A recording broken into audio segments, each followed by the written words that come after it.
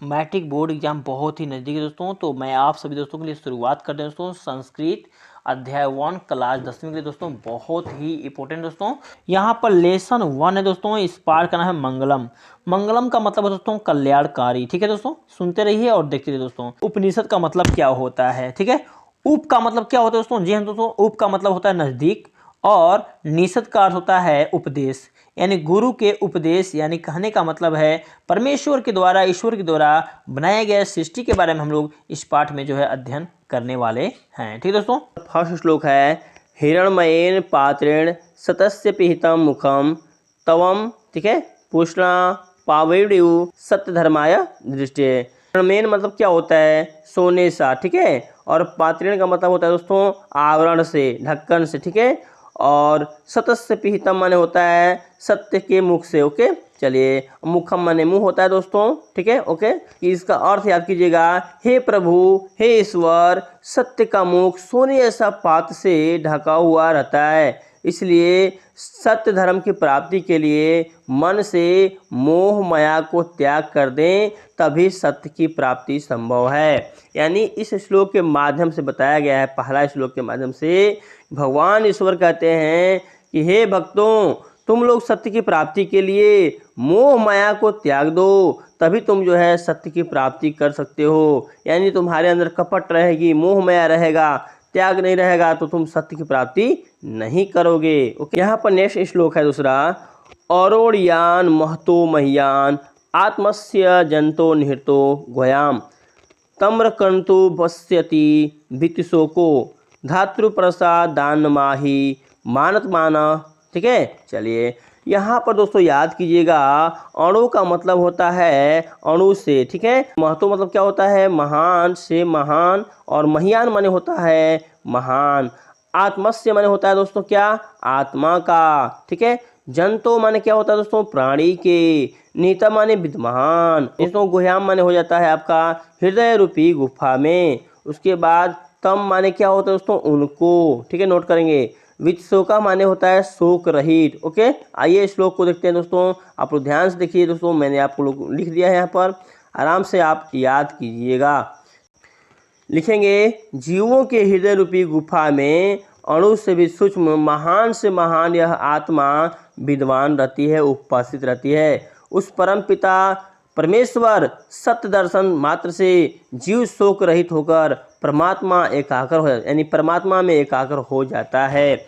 यानी इसका कहने का मतलब है दोस्तों कि जो व्यक्ति परमपिता परमेश्वर को मानते हुए, परमपिता परमेश्वर की राहों पर चलते हुए, जो पूजन याजन करते हुए, सारे मोह माया को त्याग करते हुए आगे चलता है दोस्तों, उसके हृदय रूपी गुफा में महान से महान आत्मा विद्वान होती है। तो नेक्स्ट श्लोक है तीसरा, सत्यमेव जयते नारितम सतेन पंथा वित्तो दिव्यान येना क्रमंत योस्यो हाप्त कामा यत्र तत्र सतस्य परम निधानम। ठीक है, यानी सत्य मतलब सत्य दोस्तों, पंथा माने मार्ग, रास्ता, विस्तरण माने होता है, ठीक है, वित्ता माने विस्तरण होता है, दिव्यान माने देवताओं का, एन माने जिसके द्वारा, ठीक है। चलिए, आक्रमंती माने आक्रमण करता है, प्रयत्न करता है। हाप्त कामा माने क्या होता है दोस्तों, जी दोस्तों, हाप्त कामा माने इच्छा पूर्ति की, यत्र माने जहाँ, तत्र माने वह का, परम निधान माने श्रेष्ठ स्थान का। ठीक है, यानी कहने का मतलब है, थोड़ा मोड़ा आपको संस्कृत में मीनिंग आ रहा है, उसका अर्थ आ रहा है, तो आप आराम से श्लोक जो है लिख सकते हैं। तो मेरे प्यारे दोस्तों, यहाँ पर और समझिएगा,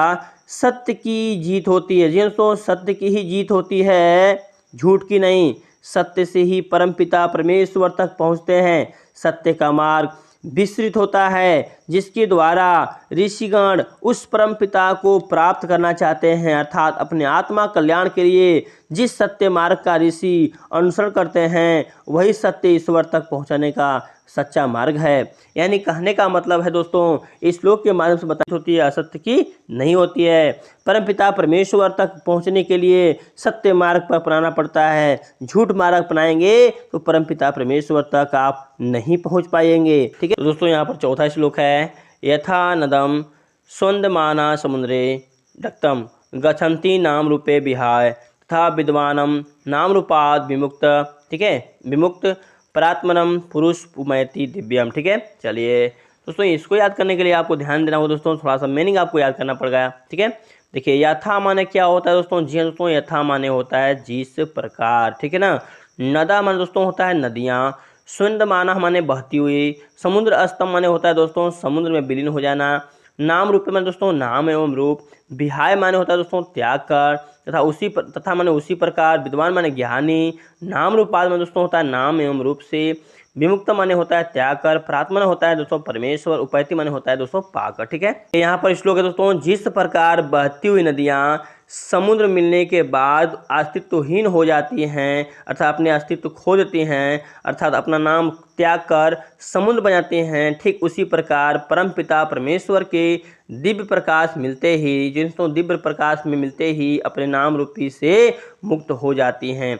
मोह माया का त्याग कर दिए हैं, संसार को छोड़ दिए हैं, सिर्फ और सिर्फ उनका दुनिया संसार सिर्फ परमपिता परमेश्वर हो गया है दोस्तों। तो समझ लीजिए दोस्तों कि उनको जो है परमपिता परमेश्वर की जब प्राप्ति हो जाएगी तो उनका जो नाम है मोहन सोहन जो भी नाम है दोस्तों, वो नाम जो है खत्म हो जाएगा। यानी कहने का मतलब उस नाम से लोग नहीं पुकारेंगे, उन्हें जो है साधु महात्मा आदि के नाम से पुकारते हैं दोस्तों। इसलिए कहा गया है कि जो व्यक्ति परमपिता परमेश्वर के सत्य राहों पर चलता है और पूजन याजन करता है सही ढंग से दोस्तों, तो वह अपने नाम को खो करके परमेश्वर के नाम में विलीन हो जाते हैं, ठीक। यहाँ पर 5वां श्लोक है दोस्तों, वेदा महेत पुरुषम महानतम आदित्यवर्णम तमस्य परस्तात् तमेव विदितवती मृत्युमेति नान्य पंथा विदते डयनाय, ठीक है दोस्तों। देखिए यहाँ पर अहम माने हो जाता है दोस्तों मैं, क्या होता है दोस्तों मैं। तमसा माने अंधकार, तमसा माने क्या होता है अंधकार, ठीक है। प्रस्तात माने अलग पृथक। आदित्य वर्ण माने दोस्तों आदित्य वर्ण माने सूर्य को कहा गया है। महानतम माने श्रेष्ठ। तम माने उनको। बीतवा माने जानकर। अतिथि माने पार कर जाता हूँ। एतस्मात् माने इसलिए। अन्य माने कोई दूसरा।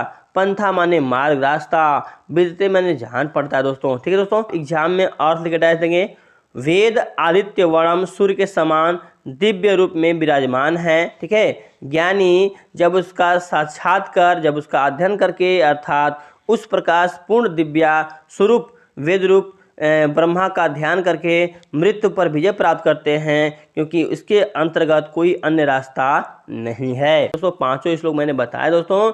आप कमेंट कीजिए दोस्तों कि आपको ये श्लोक कैसा लगा दोस्तों, आपको समझ में आ रहा है दोस्तों, तो बिल्कुल कमेंट करिए दोस्तों और वीडियो को शेयर करिए, लाइक कीजिए दोस्तों, ताकि दूसरे दोस्तों का भी हेल्प हो सके दोस्तों। हम शुरुआत कर चुके हैं दोस्तों क्लास 10वीं संस्कृत का, ठीक है दोस्तों। चलिए तो मिलते हैं नेक्स्ट वीडियो में आप सभी दोस्तों से, नेक्स्ट वीडियो मिलते हैं दोस्तों। तब तक धन्यवाद, जय हिंद।